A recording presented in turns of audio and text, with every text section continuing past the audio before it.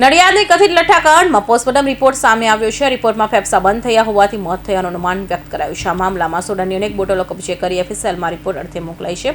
મૃતક કનુ ચૌહાણ સોડાની બોટલ લાવ્યાનું પ્રત્યક્ષદર્શીનું નિવેદન લેવાયું છે। નડિયાદના કથિત લઠ્ઠાકાંડ પોસ્ટમોર્ટમ રિપોર્ટ સામે આવ્યા છે। સોડાની અંદર કેફી દ્રવ્યની મિલાવટ કર્યાની શક્યતાને આધારે તપાસ હાથ ધરાઈ છે।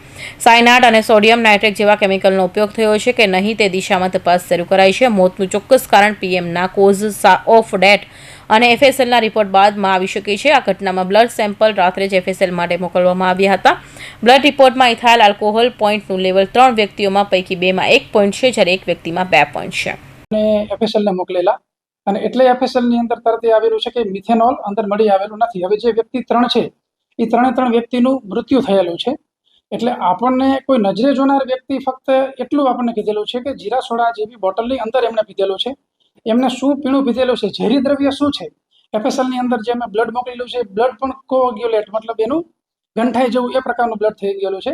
એટલે એ પ્રકારનું કોઈ એકદમ કંઈક ઝેરી તત્વ હશે કે જેનાથી તાત્કાલિક આ પ્રકારની અસર થયેલી છે। એટલે હાલ અમે ડોક્ટરને એફએસએલના સંપર્કમાં રહી અને આ જ વસ્તુ શોધી રહ્યા છે। મહત્વનું છે કે આ ઘટનામાં પ્રત્યક્ષદર્શી કહ્યું હતું સોડા પીધા બાદ 5 જ મિનિટમાં ત્રણેયને અસર હતી, જેથી આ સોડાકાંડ છે કે લઠ્ઠાકાંડ તેને લઈ હજુ પણ સવાલો ઉભર્યા છે।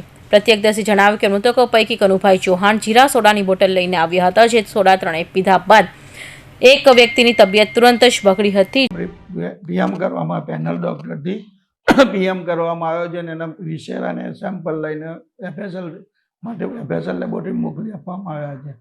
એનો રિપોર્ટ આવ્યા પછી જ ફાઇનલ કારણ ખબર પડશે। પોસ્ટમોર્ટમ આજે સવારે પેનલમાં થતા એમની જે વિસરા એટલે માનવીય અંગો હોય, આંતરિક અંગો, એના પાર્ટ અમે લોકો મોકલતા હોય છે, જેનો રિપોર્ટ આવે ફાઇનલ રિપોર્ટ ખબર પડશે કારણ, જેથી તેને હોસ્પિટલ લઈ જવામાં આવ્યા હતા। તો થોડી વારમાં બાકીના 2 લોકોની તબિયત પણ બગડી હતી। કૌશિક પટેલનો report, Hind TV news, Surat.